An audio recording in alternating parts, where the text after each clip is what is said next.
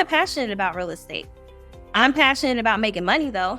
Like, I love making money, but I also love helping people. So your money-making venture might not be your helping people venture, and that's okay. So make the money first, and then now I get to do what I'm passionate about, helping women and really just shifting people's mindset and beliefs.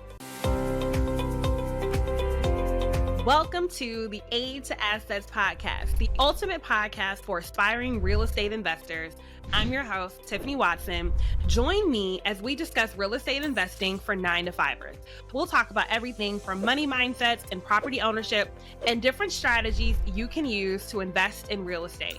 I want to empower investors, especially those of us who are working full-time, who want to navigate the world of real estate, uncover the secrets to building wealth, generate passive income to achieve financial freedom. Equip yourself with resources from experts, practical tips, and step-by-step guides on how to kickstart your real estate journey. We'll also hear from 9-to-5ers who started to build their own portfolios, what they did and how they did it, so you can do it too. Tune in and transform your main job into your biggest silent investor in your real estate investment business. This is your Aid to Assets. Hello, everyone, and welcome to another episode of the Aid to Assets podcast. I'm your host, Tiffany Watson, and I get to interview 9-to-5ers who have made the pivot into real estate investing and the people on their team that help to make it possible. So I am so excited today about our conversation. Go ahead and hit that like and subscribe button. Get your notepads out because you're going to want to take some notes as we talk about how we can make this a win for us all. So, hey, how you doing today? Tell us your name and what you do and where you're from. Okay. Hey, Tiffany, I'm Zaakira Troyer. I'm based in Fayetteville, North Carolina. I am a full-time real estate investor, but by full-time, that actually looks more so like living my soft girl life and doing real estate, but also having the time to create and all of those kinds of things. So real estate has given me that financial freedom as well as my time freedom back to where I can just relax and do the stuff that I actually enjoy doing. Come on, soft girl life. You know they definitely want to hear about it. So before we jump into the good details, I always like to get us started for letting people know why they should listen to you. So you mentioned full-time real estate investor. Tell us how long you've been investing in real estate and what your portfolio looks like now. Okay, so before I even started into real estate, I was working as a corporate techie girl, doing the work from home. I just love being at home. So even in corporate, I like being at the house. So I worked from home back in 2020 to 2021. And honestly, my job just wasn't cutting it. I knew I didn't want to grow in the corporate ladder. So it was for me, it was just what can I do to create the income that I'm looking for? But at this point, I don't even care if whatever it takes, I'm willing to just go into it. So 2022 is when me and my husband decided to partner up. And because I didn't have any money, so this is before we were even married. So I didn't have any money. So I found wholesaling as a way to generate some income to then be able to invest in real estate. So now we have a portfolio of over $1 million in value. We do well over $500,000 a year in transactions, whether that's flipping or wholesaling. So we do a little bit of everything, but it's been a wild journey for the last 2 years. And I want to say 6 months in, 7 months in, I was able to quit my job. In the first 3 months, I was able to replace my income. So I'm showing up to my work calls. I'm here just for fun at this point. Cause I done already made my whole salary in the first 3 months. So it's been a crazy journey, but it's been life-changing, and I wouldn't have it any other way. That is absolutely amazing. And so there's so many things. I couldn't wait for this conversation because I knew there was so much value you were going to be able to add to talk to us. So one, let's tell the people, if they're not familiar, what is a wholesaler? What does that look like? What is that process like? Okay, so sure. A wholesaler is ultimately someone that finds a person that has a house that maybe either from divorce, a death in the family, or there's some reason why the person wants to sell the property and they need cash for it right away. So a person like me, a wholesaler, would approach them and say, "Hey, are you interested in selling your property?" And ultimately, they're going to say yes. And because the property may need a lot of repairs and they are short on time, they would decide to go with the wholesaler because they want the cash quickly and can sell it at a discounted price. So, because we get it at a discounted price, we are then able to sell it to investors like you and I that may are looking for a project, whether that's to fix and flip or to buy the property and rent it out. And we're just the middleman in between that find the deal and connect the investor to the distressed seller. Yes, absolutely. Thank you so much for that breakdown. So for those who aren't that familiar with the process, one question I often get a lot is like, well, why would someone want to sell their property to a wholesaler instead of just selling it on the market? What's been your experience with that? Whether that's the property needs repairs, the person might be embarrassed of their house, so the condition it's in, they don't want a whole bunch of people coming in and out. They just want the quick, the easy. They want it simple. They want the cash. They don't want to have to wait. I don't know how long the traditional process takes, but for us, we close in 30 days or less. Sometimes it could be as soon as 2 weeks. So because it's a cash transaction, we're able to just provide them relief very quickly. So that's what they're looking for is relief. Yeah, absolutely. That's so good. And one of the things that my mentor says a lot is success loves speed. And so with wholesaling, you are able to be a solution for people that may be in a situation at a very quick pace. Often, like you mentioned, with the traditional, on market sales, going lenders and all of that, it could definitely take much longer in order to be able to close. Mm-hmm. So you mentioned that when you first started, you were working in corporate. How was that transition into real estate investing? What was that like for you? It was crazy, first of all. It was so scary because, 1, I had no experience. I had no money or okay, like Mhm. $500, but no, like, to me, like, the amount of money I needed to get into real estate, like, my husband saved up $200,000. So, me and my little 500 is nothing to 200 is nothing to $200,000. And so, it was just like, okay, I don't know anything about it, but I'm willing to bet on myself that I can learn. So, girl, I literally gave myself a month. Like, you got a month. No. You got a month to learn everything you need to know, and we jumping into it. Like, we're just doing it. Yes, Because there's talk no about being way. willing to bet on you. Yes, because there's no way with me never owning a home before, never I had literally when I tell you 0 experience, like, actually 0 experience. So, for me, I'm just like, there's no way I can come up with all the questions. Like, I'm not going to know everything. So, it's Mhm. unrealistic for me to expect myself to. So, I literally was just like, "All right, we got a month." I bought a course, and that was the best $100 I ever spent in my life, my whole entire life. I bought a course, I dialed in, and because of the course, I was able to learn the questions that I needed to ask and really, dig deeper into um what the whole process looks like, but at the same time, it just was what it was. I was just committed to learning on the go, like on the job training. Yeah, absolutely. And there's no better experience because you're going to figure it out. Mhm. Exactly. So I didn't give myself a, like, option. It was just like, "This is what we're doing," and that was it. Like, I saw so many degular people getting paid as wholesalers Talk about it.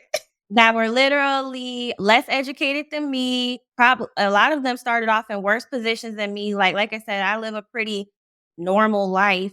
Even when I like started, I was living in a normal life. So I'm like, all the disadvantages and all the excuses that I didn't have, but all these other people that were getting money had, and Mhm. they had no excuses. So I'm just like, oh yeah, I'm in. You better work. Okay, so walk us through that first deal. What was that like for you? How did you find the property? How did you approach the seller? The whole nine.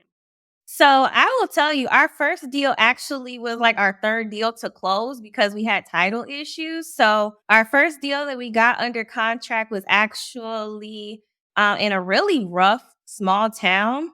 But this whole process of finding the seller, so I want to say we were cold calling. It was either cold calling or putting out bandit signs. I can't remember. specifically, but I know we were doing both in the beginning Mhm. a lot. And essentially, the lady called us back and said, "Hey, I have a property." She did not disclose that there were so many heirs attached to the property. So that whole transaction took extremely long, but we just go in, we see that this house definitely needs work. She did not want to complete the renovations. Like it looked like they had started on some things, but they were just Mhm. ready to be done with it. So we were able to go under contract and find a buyer relatively quickly. I would say the most important thing is like, yes, I had massive success in real estate, but like I wanted to be an entrepreneur my whole entire life.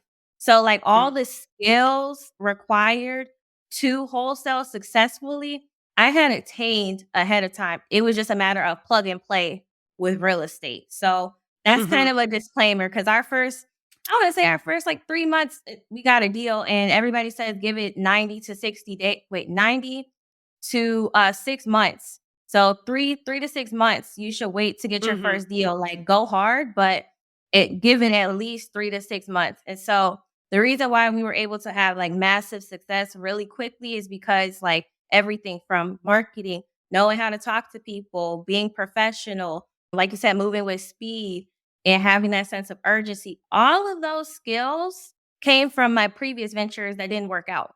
So that's the truth of it.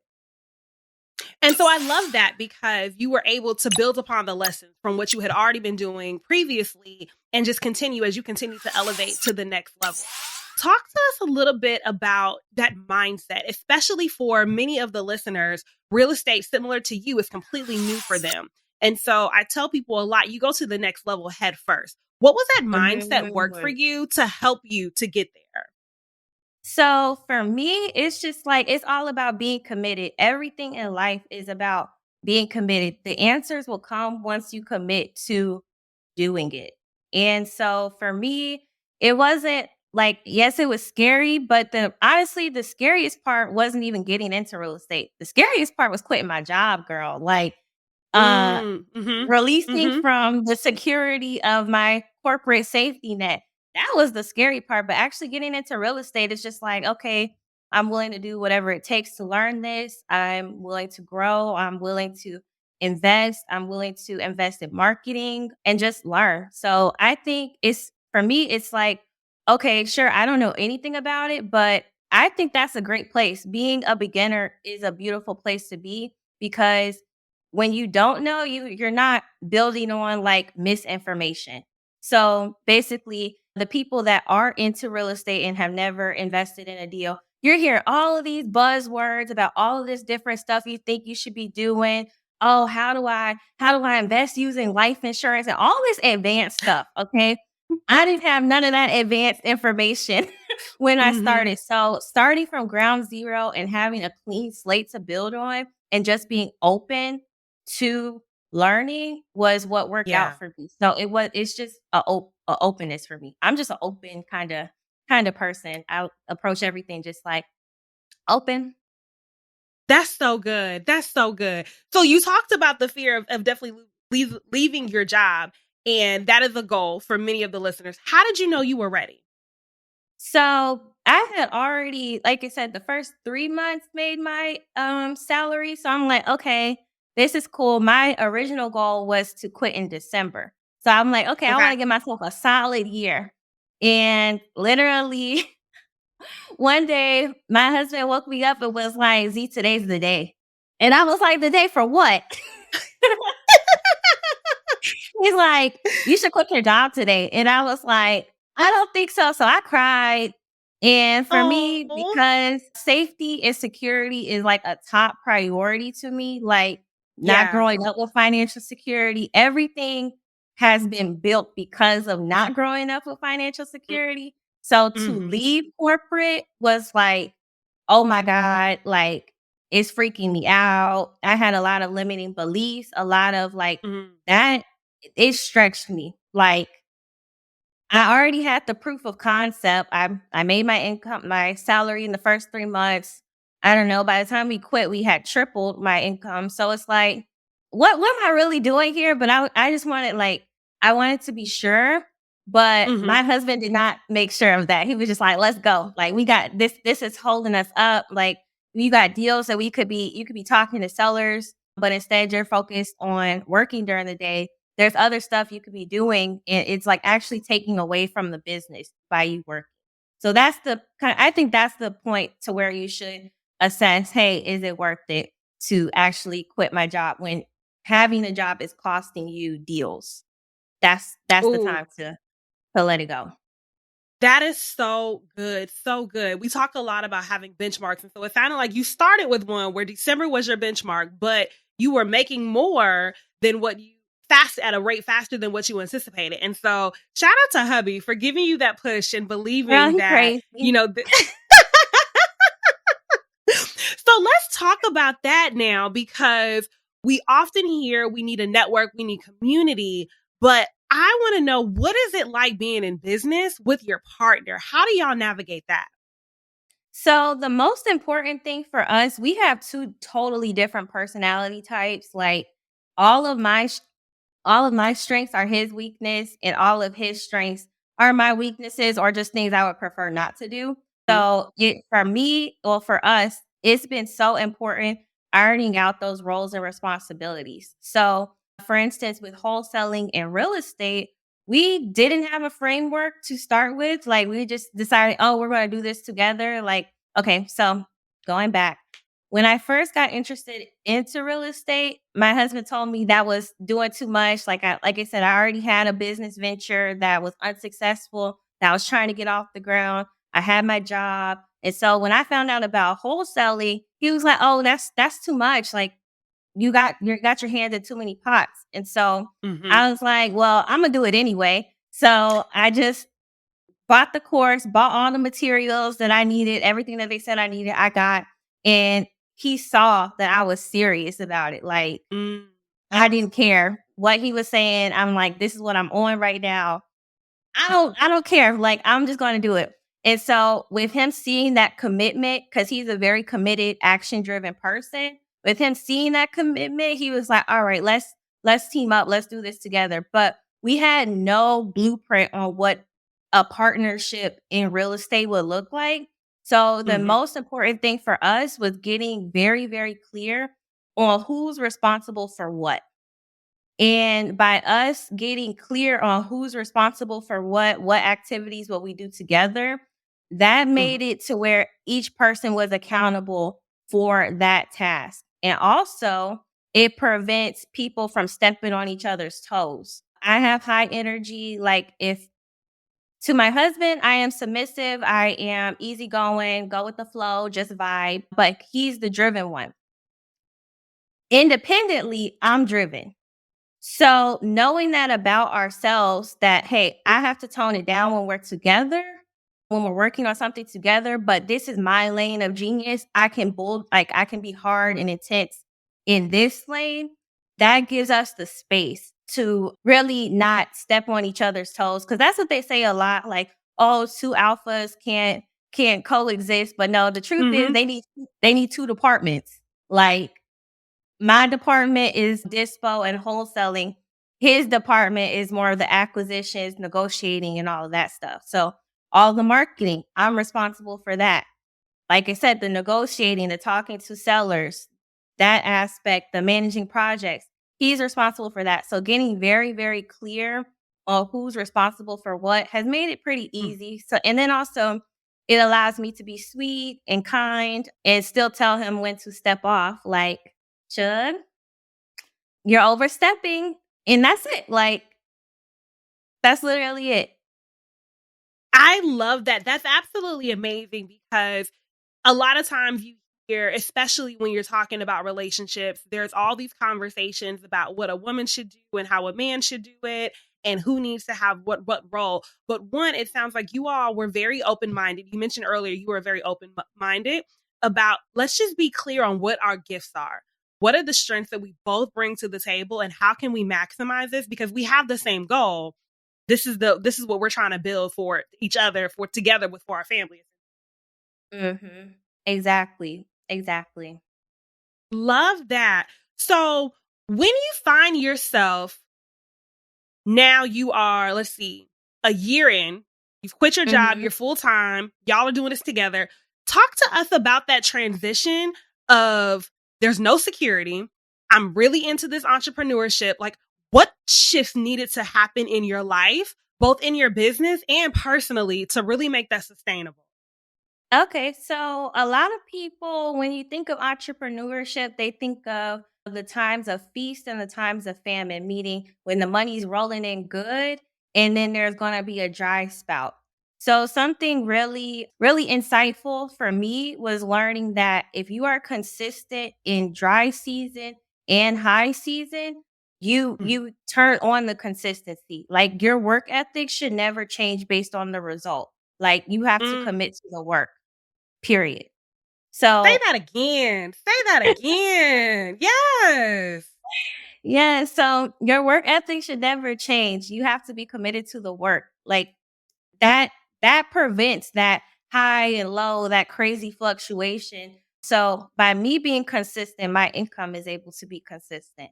And it's going to be a direct correlation between, hey, we stopped doing this between this time and this time. That's why the income dropped. Okay, we can't do that again. Like, so it's really just like learning and also knowing, like, you have to really just believe, like, I can do this. And Imma keep showing up for myself day in, day out. Imma do the daily deposits day in and day out. Money making activities have to happen day in, day out. And also being able to reinvest a portion of your income into your growth and development. Hey y'all, Tiffany here. Are you looking to purchase or sell real estate? As you know, I'm your aid to assets and I want to help you with all of your real estate endeavors. Whether you're local here like me in the Fayetteville, North Carolina area, I can then help you purchase or sell your next property. If you're looking to purchase or sell outside of North Carolina, let me know too. I can still help you. I have a team of agents all over the country that I can connect you with to partner on your next deal. Let's get to the closing table, y'all. We buy our way to wealth, whether that's buying right or selling better. Can't wait to hear from you. Click on the link in the bio if you want more information on how to personally work with me or an agent on my team. Talk to you soon. Wow, I love that because it talks about the discipline that I think a lot of people forget entrepreneurs must have. Many of us, we want to leave our jobs because we want the freedom, but oftentimes true freedom looks like structure.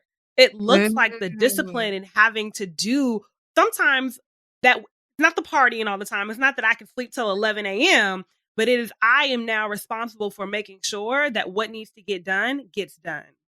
And that's something else I forgot to mention. Girl, what about last year? Yeah, our first year in business, we didn't have weekends. Like weekends did not exist. Like Talk about it. not at all. Like so we did go on vacation and spend time with our family a couple times throughout the year, but anytime we were home, we were working. Like we not only did we work during the day, take a nap, and then also from 6 to 9, that's an extra 3 hours. We're working. Mm. On the Mm-hmm. weekends, we're doing half days. That's another full day of work that a lot of Mm-hmm. people so, like, let's not pretend like this was just, like, some, like, easy, lightweight kind of thing. This is, like, commitment, Right. Right. full on Absolutely. commitment. Yeah, absolutely. You got to put the work in. A lot of times we're complaining about the results that we didn't get without thinking about the work that we didn't do. And so Mm. really focusing Mhm. in on that. So Mm. now talk to me about you mentioned the money making activity. So for those that may not be as familiar with the concept of wholesaling but want to get started in real estate, what does maybe like a week of that, what does that consist of for you? Sure. So in the beginning, when I had no money, that looked like cold calling. That looked like sending out text messages. That looked like ringless voicemails. That looked like putting out signs on the weekends. Anything you can do to get in front of your ideal seller. So there's no specific way to decide which marketing they call them marketing channels, which marketing channel you should choose, but you have to decide how much time, money, and energy you have available and you're willing to put into it. So For instance, cold calling is relatively inexpensive, but it takes a lot of time and energy. Texting is a little bit more costly, but it's a little bit less energy because you're not having to just call people, call people, call people. Mail, that's no energy, but it takes a lot of money. So there's a marketing channel for every price point or every budget, if you will. So it's really just deciding what fits your budget and what can you allocate towards it, like in this season. So and it's subject to change as well. That's so good, especially that last part. It's subject to change because I think some people think that, okay, I've said I'm gonna do this. I have to just lock in and do this no matter what. But it's a balance, right? Between finding out if I given myself enough time to see if this is gonna work 90 days or minimum. shifting. I love it. Tell us more. Why 90 days? It's I don't know where that comes from, but everybody says it, 1. And 2, it's true because you have to warm up. So, like, 1, if you're not experienced in a marketing channel, you don't even know what you're freaking doing the first month. Like, you literally don't know what you're doing. 2, you have to give people a chance to get acclimated to you. They say a customer has to see you 7 times before they decide to buy from you. And honestly, although you're asking people to sell their house, they still have to be sold on you. And that might take some Mm, time. So, mhm. with that being said, the 90-day mark has in of really giving it your all will tell you everything you need to know.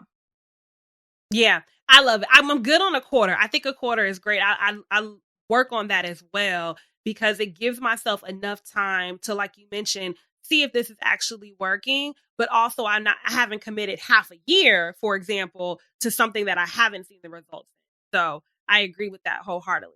Now let's shift Mhm. gears a little bit because you talked about now you're established. So you quit your job in 2021. Is that right? 2022, July of 2020. 2022. So, a little Okay. bit over a year ago. Mhm. Okay, a little bit over a year, and we already in the soft girl life. So we a soft girl Yeah. wholesaler. Tell us what Yeah. that looks like. So for me, it looks like, well, resting in my position in the business. So Mm, I'm only doing what I'm responsible for. mhm. And I've maximized my systems. So meaning everything that I do, like I can sell a deal in like 30 minutes. I can have it pushed out on all platforms. Everything is pretty much like streamlined. It's a well-oiled machine. I have it set. I'm not redoing it. The system works until the wheels fall off. This system is rolling. So I just Okay. stick to that. And now I'm able to focus on the things that are important to me, like mindset. We also do mindset training for our team members in our other businesses, and I'm responsible for that. So that looks like feeding myself mentally and spiritually. And then now it's like, okay, I have a quite a bit of free time. I can relax, I can nap, I can do whatever, but also I want to share this information with other women to create their dream life. So I'm not passionate about real estate. I'm passionate about making money though. Like I love making money, but I also love helping people. So your money making venture might not be your helping people venture, and that's okay. So make the money first. And then now I get to do what I'm passionate about, helping women and really just shifting people's mindset and beliefs. That is so good because so often you hear the advice of you have to follow your passions and do what you would do if money wasn't an object. But the real thing is money is necessary. We need money to live. And so sometimes we have to do what we have to do until we can do what we want to do. And so I love that you are Exactly. able to be open and honest. Like this isn't my passion. However, it provides the means for me to be able to live out what I do enjoy. Exactly. And I feel like that is like a big mistake for a lot of women in particular. Like, okay, so men, they have a bit more flexibility because like they don't have a biological clock. They're not primarily responsible for the children and all these things. But for us women, financial security plays a huge part in how everything else is going to play out. And Mm, so I think it's living in denial and also making your life extra hard if you're trying to do something you're passionate about and it's not making you any money right now. Like mhm. that is hard. And that's choosing Abs- it to be hard versus choosing something, like I said, I'm not passionate about real estate. It's plenty of people that are not passionate about parking garages and laundry mats. But guess what? They're making the money and now they Mhm. can do what they can create the life that they desire to live because they established the ground basics. Like the basics have to be established first, and then you can do the fun stuff. And then also what I love about doing my passion second, and really just how everything has kind of built on itself, I don't have to be pressed about really anything. Like I can do things because I genuinely enjoy it. I can unapologetically say the things I want to say because like my money is not tied up in that. I already made my money. So Mhm. anything else is just like extra. It's just like, okay, it's whatever. And it's just like, it's no pressure. So I'm able to authentically create and really just show up wholeheartedly without any additional intentions because I already made my money. Like anything that I'm selling, I'm like literally my brother started wholesaling 2 weeks ago. I want to say he actually started taking it serious and started putting out signs. And his first weekend, he got his first deal. And it's a That's a $20,000 deal. brother. Yes, go brother. I'm so proud of him because he finally did it. And I'm saying finally because he had this information all along. So anyway, he did it in 20K in a weekend, 20 bands in a Wow. weekend. And so we're gonna split that with them. I sent out the deal. We had it sold in less than a day. So that one's pending. Everything is good to go with it. We're just looking to close. But that showed him that, oh, I was doing all of these things and trying to convince all of these people when like I could just do the work and provide the services that people actually want Mhm. and make money very easily. So like I said, after making 20K in a weekend and 10K for each of us, it's like anything else, like I would have to sell 11. Wait, hold on. My book is like $11 right now. Do you know how many books? Over 1,000 books to make what I just made in a weekend. Like, so anything else is just it doesn't really matter. So I don't compare the 2. I don't expect my passion to just get to rolling like that, but I just know I can give it Mhm. my heart and give it my full, I don't know how to say it, my full just me. I can give Mhm. me and not have to feel like, "Oh, I hope everybody likes it." Like, I don't have to be scared about it because, like, I already made my money. So, it literally doesn't And it matter. That's amazing because it goes back to what you said at the very beginning about your consistency. You're unattached to the outcome. You just work because you know this is what works. And so I hear that thing just come through in this as well. That when you create the foundation for yourself, where you're not necessarily having to depend on your passion for money, you can just enjoy it. It can truly be your passion and not something that you are dependent on, which I think is what steals a lot of people's passion. We hear people talk about a lot of time they fell out of love with it. Well, it's because when Mhm. it became work, it was no longer just the joy that it initially brought them. Right, and also I guess this is kinda pessimistic, but, like, I expect things to suck, like, I didn't expect wholesaling to be easy, like, I didn't expect any of this to be easy. It has become easy, but I didn't Mhm. expect it to. Building a brand, putting yourself out there, I didn't expect it to be easy. Like, I just don't expect things to be easy, but I just know I'm willing to learn however long it takes. It's whatever, like, I'm just gonna do it. And so, Yeah. not like I said, not depending on the money from it, it just gives me that freedom to, like you said, be consistent, but also and, like, truly pursue my dreams and what I envision for myself, but, like, not be pressed about it at all. Absolutely. Absolutely. So, for the aspiring wholesaler out there who's like, I want to make 20K in a weekend, I need that capital so I can get into some properties. What are your two favorite tools or systems that you use to move the needle in your business? I would say mail has been huge, but it takes a lot of money. So, Okay. it's kinda like with the money, you're making your own money machine. So, the most cost effective way would definitely be cold calling, and ringless voicemail. Mhm. And, also, let me see, driving for dollars is a very cost effective way, meaning you're driving around looking for properties that need work and adding them to your list.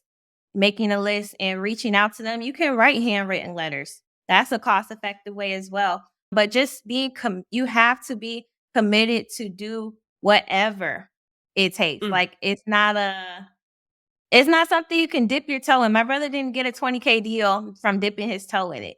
Like, he went hard that weekend. mhm, mhm. A So, maybe ordering banding signs. What else is something that I would do?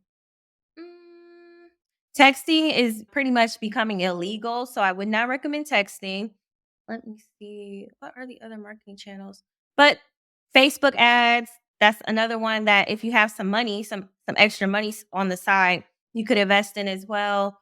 But it's really about building a brand as well. So, mhm. all like I said, it's this is a business, and when you run it like a business, you can actually track to see what works, what's not working, and you just have to commit to massive action though. Anything less will be disappointing. Absolutely, absolutely. Now, in your line of work, now you also get to work with a lot of investors because that's ultimately who you are selling your deals. What traits do you find to be common with the successful investors that you work with for the new investors that are trying to build themselves up? They a lot of them already had some income. They were high income earners before. Okay. I would say a lot of us have it actually backwards that we think, oh, I need to be saving to invest, save to invest, save to invest. First step is getting your income up. Like, I work with a lot of doctors, a lot of people in tech, a lot of people that have these high income jobs that then they're able to put their money into building their real estate portfolio. So, I would say focus on the income first. Like, I've invested so much money into building, like learning about business, learning about entrepreneurship and building our business that to most people that would sound crazy. Like, oh, I don't know. In the past year, I don't know, probably spent like $25,000 on self-education. And Mhm. to a lot of people, that sounds crazy. And it's like, oh, you could have bought a deal with that. But it's like, no, we're trying to fine tune our income first, like build the income first. Then you can invest. And it's also going to be easier if something comes up because you have the income, the supplemental income first. So, Mhm. I think a lot of people do it backwards. That makes a lot of sense. That makes a lot of sense. Okay. Well, before we wrap up, two final questions. The first one, we like to set intentions here so we can go back and look at this a year, 3 years from now, and see what we said. So, what's going to be true for you and your business 1 year, 3 years from now? Mm, well, I know for sure next year we'll clear 1,000,000 in earned income, whether that's wholesaling, flipping, land development, whatever. I know we'll clear 1,000,000. I'm willing to bet it'll be shorter than a year because, like, I'll tell you, at the beginning of this year, me and my husband went and put our goals together and discussed, like, oh, what we want to do. So we thought, oh, we could do 300 this year. And we really thought we were doing something with our 300K goal. Girl, we hit that in 6 months, like, it was just like, Come well, on.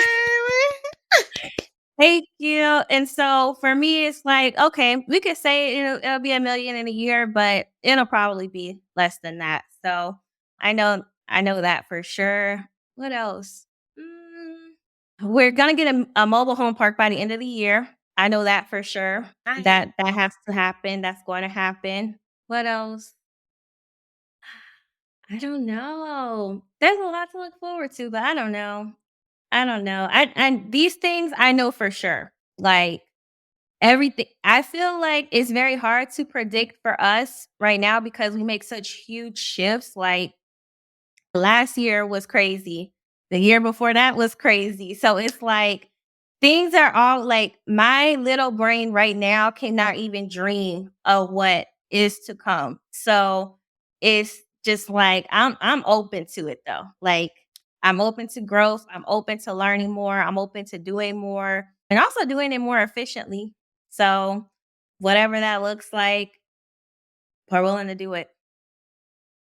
Wow, that's amazing. The level of conviction. I want people to really tune into that because, y'all, she just said we're going to do 1 million quicker than a year. No hesitation, no doubt. You need to lean into your goals with that level of commitment to know there's nothing that's standing in your way. There's nothing that's going to stop you. You can do this. And so shout out to you and the But that amazing starts work that with you. this is really important. That starts with committing to the daily deposit. My Mm, confidence comes from the fact that I know I'm willing to invest in myself. I'm willing to invest in my business. I'm willing to invest in my passion every single day. So I know that that's the result. Like I can see the result because I know I'm going to show up for myself every single day. And like that's just what Imma do. So that confidence really comes from the daily deposit. I can't stress that enough. That's where it comes from. daily deposits in the chat, y'all. Daily deposits. I want to see it and remind it. It's just like taking a shower. We got to do it daily. It's recommended daily so that way you can continue to refresh yourself. So that's Mhm. amazing. So before we wrap up, I know you have a wonderful community that you are leading as well as a book. So tell people what these are, how they can get them, all that fun stuff. Okay, so I recently started a community called Dream Girl Society to help aspiring feminine, healthy, and wealthy women grow and develop their dream life, whatever that looks like to them. And just providing the mindset behind it and also like the real technical tips and tricks that I've used to truly transform my life in such a short period of time. So I'm just giving this information away, and also a lot of girlies want to know how can they date a better man and attract better men into their life. So I wrote a little playbook. It's $11 on dreamgirlsociety.co.